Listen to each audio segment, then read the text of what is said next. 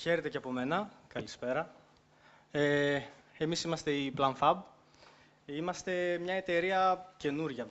Ουσιαστικά ξεκινήσαμε να δραστηριοποιούμαστε στο 3D print αρχές Νοέμβρη, να πούμε.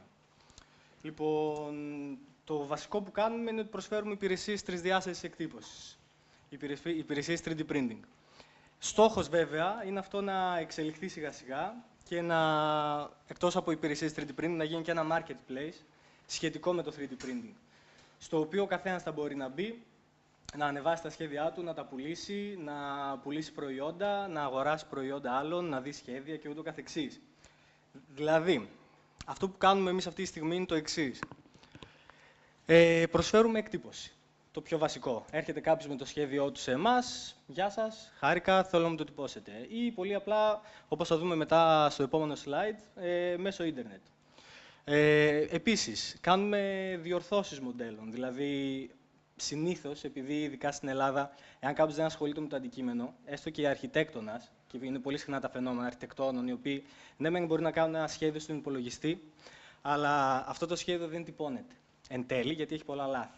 Έχει κάποιες ιδιαιτερότητες τρισδιάστατη εκτύπωση, τις οποίες αν δεν ασχοληθείς λίγο δεν πρόκειται να τις καταλάβεις. Επομένως, αναγκαζόμαστε προς το παρόν και προσφέρουμε και διόρθωση των περισσότερων μοντέλων για να πάνε για εκτύπωση.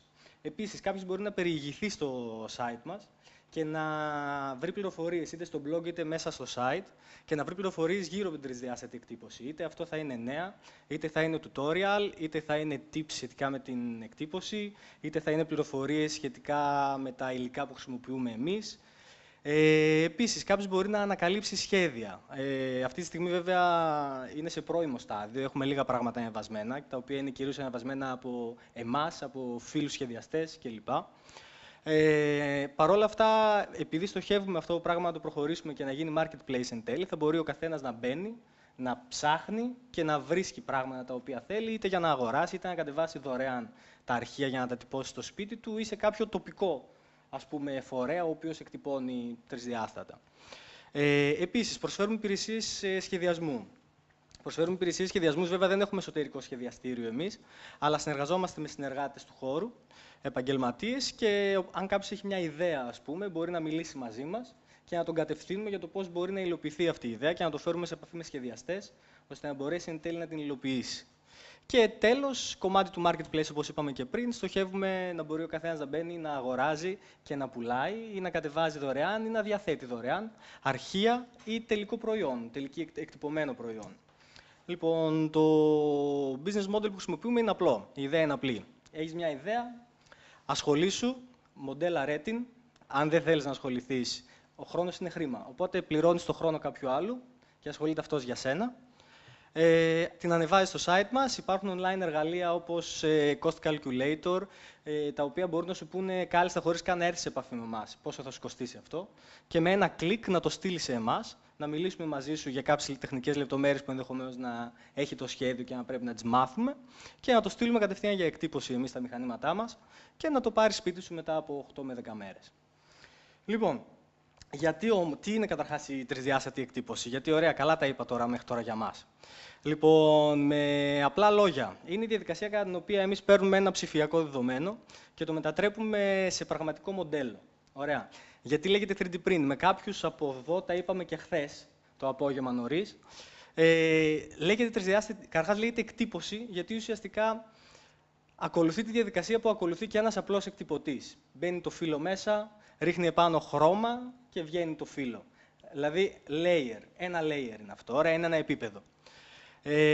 Λέγεται τρισδιάστατη εκτύπωση γιατί ουσιαστικά δημιουργούμε ένα τρισδιάστατο μοντέλο, επαναλαμβάνοντας αυτή τη διαδικασία ξανά και ξανά και ξανά και ξανά, όπως φαίνεται και εδώ πέρα στο GIF που βλέπουμε. Ουσιαστικά τι κάνει? Περνάει το μηχάνημα και εναποθέτει αυτή τη στιγμή υλικό, στρώση. Εντάξει, αυτό είναι fast forward, έτσι. Στρώση και δημιουργεί το φυσικό αντικείμενο. Είναι ακριβώς αυτή η διαδικασία. Βέβαια, είναι πολύ γενικός όρος, αλλά ο πιο εύκολος τρόπος για να το καταλάβει κανείς είναι βλέποντας αυτή την τεχνολογία. Η οποία ουσιαστικά είναι μια κεφαλή που ρουφάει από πάνω υλικό, το λιώνει και το ξαναφτύνει από κάτω ουσιαστικά και το εναποθέτει. Υπάρχουν πολλές διαφορετικές διαδικασίες με τις οποίες μπορούμε να κάνουμε την ίδια δουλειά και όλες εντάσσονται στο πλαίσιο του 3D print. Αλλά ας μην μακρηγορούμε. Άμα το πιάσουμε αυτό, θα μπορούμε να συζητάμε για ώρες μόνο γι' αυτό. Λοιπόν, Τι διαφορετικό έχει από τις παραδοσιακές διαδικασίες παραγωγής? Το πιο βασικό, οι παραδοσιακές βιομηχανικές διαδικασίες παίρναν ένα μεγάλο μπλοκ υλικού, στην προκειμένη της φωτογραφία είναι αλουμίνιο, μπαίνει στη διαδικασία της παραγωγής, όπου εκεί ουσιαστικά κόβουμε και αφαιρούμε όλα τα άχρηστα κομμάτια μέχρι να διαμορφώσουμε το τελικό μας προϊόν. Εδώ γίνεται με CNC στην προκειμένη. Φτάνουμε στο τελικό μας προϊόν, ωραίο, λαμπερό, γυαλιστερό, καινούριο, αλλά η φύρα που έχουμε και τα απόβλητα είναι ενόρμους, είναι πάρα πολλά. Η διαδικασία τώρα, οι προσθετικές διαδικασίες παραγωγής, και μία από αυτές τις διαδικασίες, ίσως και η βασικότερη πλέον, είναι το 3D print. Η διαφορά ποια είναι? Ότι πάλι παίρνουμε την πρώτη μας ύλη και ουσιαστικά εναποθέτουμε το υλικό μας μόνο στα σημεία που χρειάζεται. Οπότε με αυτόν τον τρόπο μειώνουμε δραστικά τη φύρα που έχουμε και τα απόβλητα που έχουμε. Τώρα, για το εύρος τιμών, έτσι. Μπορεί κάποιος να αγοράσει έναν τρισδιάστατο εκτυπωτή, ένα kit, ας πούμε, από την Αμερική, με μερικές εκατοντάδες δολάρια, δηλαδή με 300-400 δολάρια. Κάποιος μπορεί να αγοράσει ένα kit, το οποίο θα το συναρμολογήσει μόνος του, θα το σετάρει μόντος του και μπορεί να τυπώνει, έτσι, κανονικά. Βέβαια, αυτή η τιμή μπορεί να φτάσει πολλές εκατοντάδες χιλιάδες δολάρια, όταν μιλάμε για βιομηχανικούς εκτυπωτές, μεγάλου μεγέθους, με λέιζερ μέσα και πάει λέγοντας.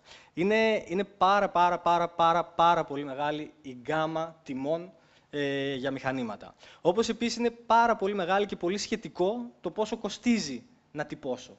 Αυτό που μας ρωτάνε περισσότερο είναι πόσο κάνει. Δεν ξέρω να απαντήσω. Γιατί η απάντηση έχει μέσα πολλούς παράγοντες. Καταρχάς το μέγεθος.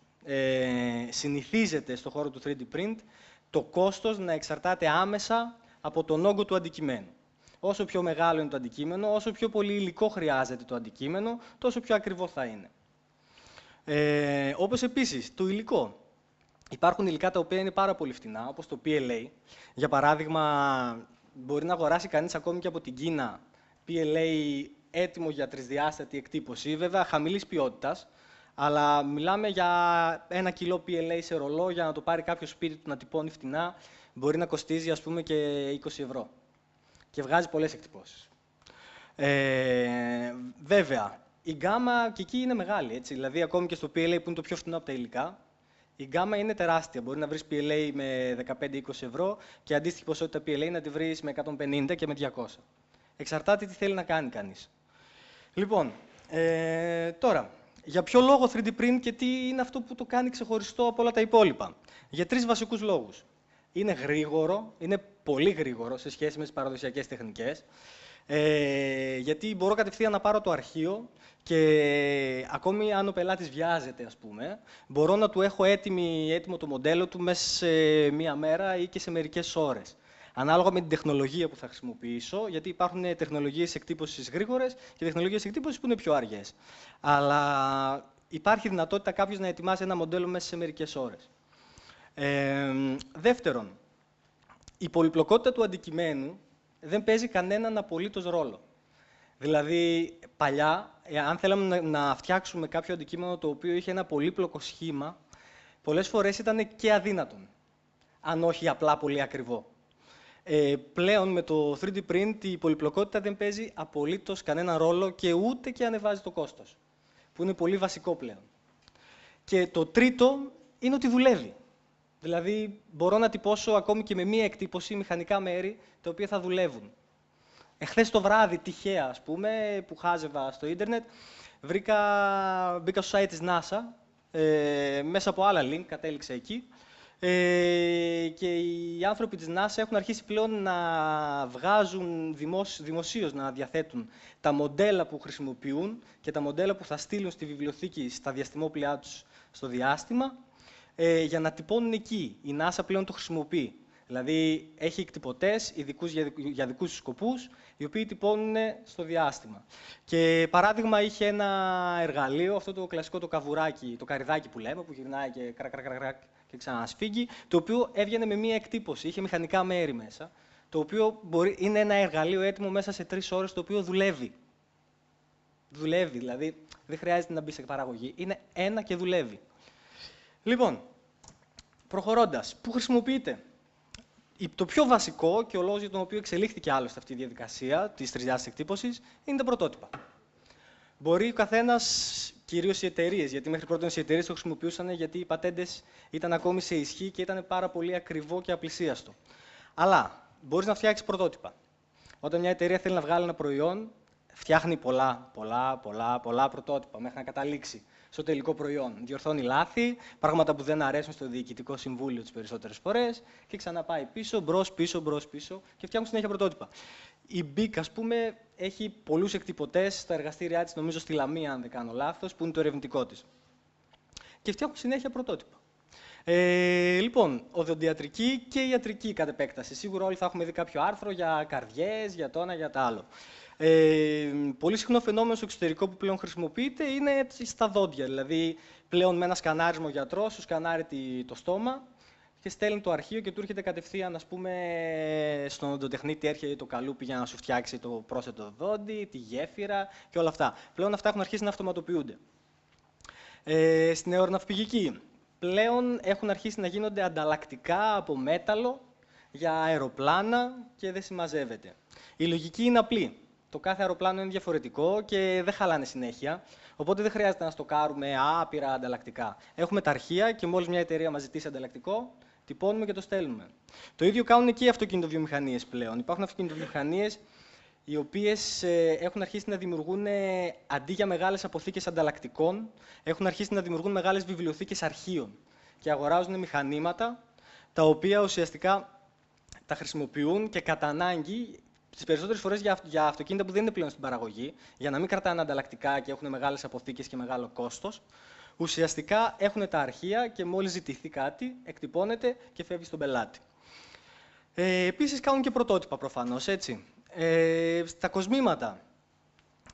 Πλέον με το 3D printing μπορείς είτε να φτιάξεις τελικό κόσμημα και να το πουλήσεις. Υπάρχει και μια κοπέλα με την οποία έχουμε συνεργασία και έχουμε μιλήσει και αρκετές φορές γύρω από το θέμα, η οποία φτιάχνει κοσμήματα από 3D printing.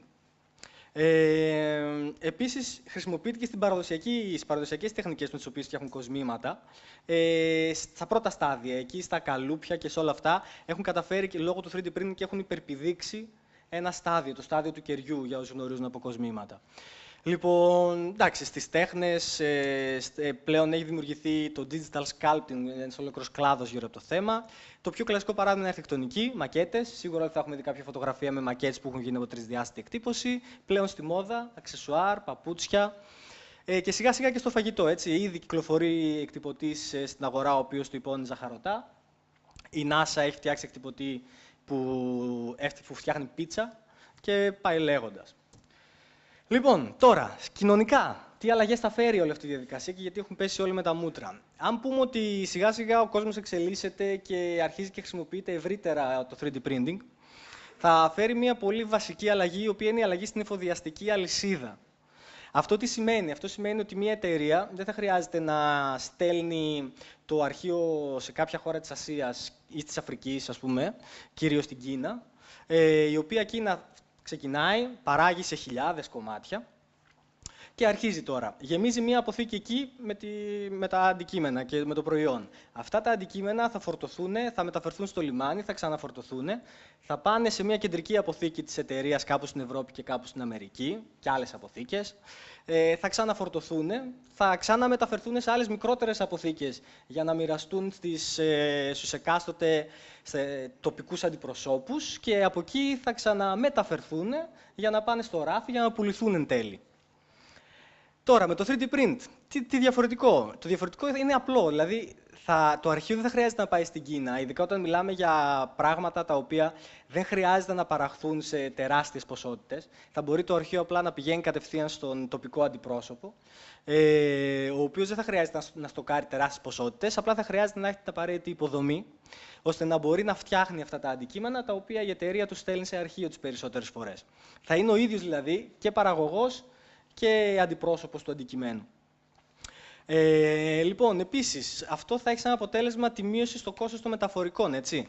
Δηλαδή, σκεφτείτε όλα αυτά τα φορτηγά και όλα αυτά τα πλοία που μετέφεραν όλα αυτά τα πράγματα γύρω από τον κόσμο, θα σταματήσουν πλέον να μεταφέρουν τόσα πολλά και τόσες πολλές φορές να κάνουν τον κύκλο της γης. Λοιπόν, και ένα πολύ βασικό, θα ενισχυθεί η τοπική οικονομία πολύ. Γιατί η παραγωγή θα φύγει από τις μεγάλες βιομηχανίες της Κίνας με τα φτηνά εργατικά χέρια και τους εργάτες να πεινάνε τις περισσότερες φορές και θα έρθει σε τοπικό επίπεδο, όπου το τοπικό επίπεδο είναι σχετικό, έτσι. Δεν θα πάει σε ένα μικρό χωριό τις περισσότερες φορές, σε κεντρικές πόλεις, ας πούμε. Επομένως, σαν αποτέλεσμα, θα μειωθεί ενδεχομένως, όλα αυτά είναι υποθέσεις προφανώς, έτσι, για το μέλλον, θα μειωθεί ενδεχομένως το κόστος του τελικού προϊόντος, εφόσον μειώνουμε το κόστος της παραγωγής και το κόστος της διάθεσης. Θα μειωθούν οι ρήποι σε παγκόσμιο επίπεδο. Πρώτον, γιατί θα μειωθούν οι μεταφορές, ενδεχομένως θα μειωθούν και οι μεγάλες βιομηχανικές μονάδες παραγωγής. Και εκτός αυτού, τα περισσότερα υλικά τα οποία χρησιμοποιεί η τεχνολογία του 3D printing είναι συνήθως ήθιστε να είναι οικολογικά εντός εισαγωγικών, να μην ρηπαίνουν. Τα περισσότερα, έτσι, όχι όλα. Τέλος, υπάρχει ένα βασικό αρνητικό.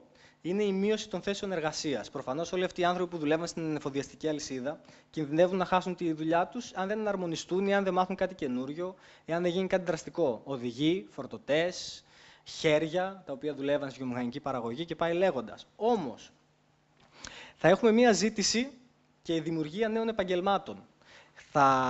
Η ελευθερία που δίνει σε νέες μορφές, σε νέα σχήματα, σε αντικείμενα και μορφές που με τις παραδοσιακές τεχνικές δεν μπορούσαμε να κάνουμε λόγω πολυπλοκότητας, πλέον θα μπορούμε να τις κάνουμε. Αυτό θα ενισχύσει πάρα πολύ τη δημιουργικότητα. Θα δημιουργηθούν επαγγέλματα γύρω από τον κλάδο, είτε τεχνικοί, είτε δημιουργοί, είτε σχεδιαστές, οι οποίοι ουσιαστικά θα φέρουν μία άνθηση σε ό,τι γνωρίζουμε γύρω από το design των προϊόντων. Τώρα, αυτό είναι πολύ βασικό γιατί η Δύση πλέον μπορεί να εκμεταλλευτεί το μορφωμένο εργατικό δυναμικό το οποίο πληρώνει τόσα χρόνια για να σπουδάσει. Είναι ευκαιρία για τους Δυτικούς να φέρουν ξανά την παραγωγή πίσω. Με μια νέα μορφή μεν, αλλά να τη φέρουν πίσω. Βέβαια, γεννώνται πολλά θέματα ασφαλείας γύρω από το θέμα, γιατί πλέον ο καθένας θα μπορεί να είναι ένας σχεδιαστής, έτσι. Να σχεδιάσει κάτι και να το πουλήσει ο ίδιος, γιατί πρόκειται για κάτι, η πληροφορία είναι online, πλέον η εκτύπωση είναι προσβάσιμη, που είναι το μέσο παραγωγής του αντικειμένου, και δημιουργούνται πολλά θέματα ασφαλείας, γιατί όλοι αυτοί οι αρχάριοι σχεδιαστές δεν έχουν ιδέα για το πώς θα σχεδιάσουν κάτι το οποίο να είναι ασφαλές για τον τελικό καταναλωτή τις περισσότερες φορές. Εντάξει, αυτά είναι θέματα τα οποία θα λυθούν, φαντάζομαι, στην πορεία. Επίσης, εξατομικευμένα προϊόντα. Πολύ βασικό. Οι μεγαλύτερες εταιρείες γύρω από τον κλάδο αρχίζουν σιγά-σιγά και στοχεύουν εκεί. Γιατί πολύ απλά μπορούμε όλοι εδώ μέσα να πάρουμε την ίδια θήκη, ο καθένας να γράψει το δικό του όνομα για το κινητό, ο καθένας να γράψει το δικό του όνομα, να την πάρουμε όλοι στην ίδια χαμηλή τιμή, σε τιμή παρόμοια με αυτή μιας βιομηχανικής θήκης, που θα ήταν ίδια για όλους όμως. Εδώ μπορώ να τυπώσω πολλά αντικείμενα μέσα σε ένα μηχάνημα και όλα μεταξύ τους να είναι διαφορετικά. Και να τα τυπώσω γρήγορα και προσιτά για τον καταναλωτή. Επίσης, μέσω αυτού έχουμε μια εύκολη πρόσβαση στην παραγωγή, συνολικότερα. Πλέον ο καθένας, όπως είπα, μπορεί να σχεδιάσει, να παράγει και να πουλήσει το προϊόν του. Δεν χρειάζεται ούτε να έχει μεγάλα κεφάλαια, ούτε να βρει κάποιον παραγωγό στην Κίνα για να του κόψει 10.000 κομμάτια, γιατί αλλιώς δεν το συμφέρει, και πάει λέγοντας. Επομένως, έχουμε μια εκδημοκράτηση των μέσων παραγωγής. Βέβαια, όλο αυτό θα δημιουργήσει θέματα σχετικά με τα πνευματικά δικαιώματα. Δηλαδή, αυτό το παιχνίδι που γίνεται στις μεγάλες εταιρείες με τα πνευματικά δικαιώματα, ακριβώς επειδή η παραγωγή πλέον δεν θα γίνεται σε μεγάλο επίπεδο εταιρεών και μόνο, αλλά θα περάσει η διαδικασία της παραγωγής αντικειμένων, αρχείων κλπ. Θα περάσει και σε μικρότερο επίπεδο, σε ανθρώπους σαν εμάς εδώ που ενδεχομένως δεν έχουμε πρόσβαση σε τέτοια πράγματα. Θα δημιουργηθούν τα ίδια θέματα με τα πνευματικά δικαιώματα που αντιμετωπίζουν και οι μεγάλες εταιρείες. Κάποιος μου έκλεψε το σχέδιο και βγάζει λεφτά από αυτό και εγώ δεν πληρώνομαι και πάει λέγοντας. Λοιπόν, θα αντικαταστήσει όμως το 3D print και οι προσθετικές διαδικασίες στην παραδοσιακή βιομηχανία? Η απάντηση είναι όχι. Τουλάχιστον με τα δεδομένα που υπάρχουν τώρα. Γιατί πολύ απλά, όταν κάποιος θέλει να κατασκευάσει κάτι σε μεγάλες ποσότητες, τον συμφέρει να πάει με τα παραδοσιακά μέσα. Ας μην ξεχνάμε ότι τα παραδοσιακά μέσα εξελίσσονται τα τελευταία 200 χρόνια. Και το 3D print εξελίσσεται τα τελευταία 25. Εντάξει, έχουμε μια διαφορά, ας πούμε, στο χρόνο, έτσι, που εξελίσσεται το κάθε τι. Επίσης, το 3D printing κοστίζει το ίδιο είτε παράγω 1, είτε παράγω 100. Στην παραδοσιακή βιομηχανία δεν πάει έτσι. Επομένως, το 3D printing Με συμφέρει να το χρησιμοποιώ αν θέλω να παράγω λίγα, εξατομικευμένα, ιδιαίτερα ενδεχομένως περισσότερες φορές, αντικείμενα. Αν όμως θέλω να παράγω πολλά, αν είμαι η Apple, η Microsoft ή μια μεγάλη αυτοκινητοβιομηχανία και θέλω να βγάλω παραγωγή, με συμφέρει να πάω σε μια μεγάλη βιομηχανική μονάδα. Λοιπόν, σε νούμερα, το 2013 η βιομηχανία της τρισδιάστατης εκτύπωσης σε παγκόσμιο επίπεδο άξιζε 2,5 δισεκατομμύρια δολάρια. Σε 5 χρόνια υπολογίζουν ότι θα έχει μια ανάπτυξη της τάξης του 500%. Το 2025 υπολογίζεται ότι θα αξίζει η βιομηχανία της τρισδιάστατης εκτύπωσης μαζί με όλα τα παράγωγα από 230 μέχρι 550 δισεκατομμύρια δολάρια. Και το ωραίο αυτής της υπόθεσης είναι ότι μπορούμε όλοι να πάρουμε μερίδιο αυτής της πίτας. Το μόνο που χρειάζεται είναι να ασχοληθούμε με κάτι καινούριο. Τώρα ξεκινάει, τώρα έχει αρχίσει το κύμα, γιγαντώνεται. Όλοι έχουν πέσει με τα μούτρα σε αυτό και η απάντηση είναι απλή. Μπορεί ο καθένας από εδώ να έχει πρόσβαση σε έναν εκτυπωτή. Είτε τοπικά σε κάποιον σαν εμάς, είτε ακόμη και σπίτι του. Ένας εκτυπωτής, όπως είπαμε πιο πριν, μπορεί να κοστίζει πολύ λίγα λεφτά. Μπορούμε να παράγουμε, να σχεδιάσουμε εμείς, να παράγουμε εμείς και να διαθέσουμε εμείς πλέον. Η πληροφορία υπάρχει online και για το πώς να σχεδιάσουμε και για το πώς να παράγουμε. Το κακό στην Ελλάδα είναι ότι δεν δημιουργούμε εύκολα κοινότητες. Αυτό δηλαδή που γίνεται σήμερα είναι ωραίο. Αλλά γύρω από το θέμα του 3D printing ακόμα είμαστε αρκετά πίσω. Για να βρούμε πληροφορία πρέπει να απευθυνθούμε σε ξένες κοινότητες. Να μιλήσουμε στα αγγλικά με ξένους για να μάθουμε αυτό που θέλουμε εν τέλει. Οπότε, καλό είναι να βοηθήσουμε ένας τον άλλον, να δώσουμε πληροφορία ο ένας τον άλλον και σιγά σιγά να αρχίσουμε να παράγουμε δικά μας πράγματα και να κερδίσουμε από αυτή την πίτα και σαν χώρα και σαν άτομα κάποια λεφτά. Εγώ αυτά είχα να πω. Ό,τι ερωτήσεις θέλετε, ευπρόσδεκτες.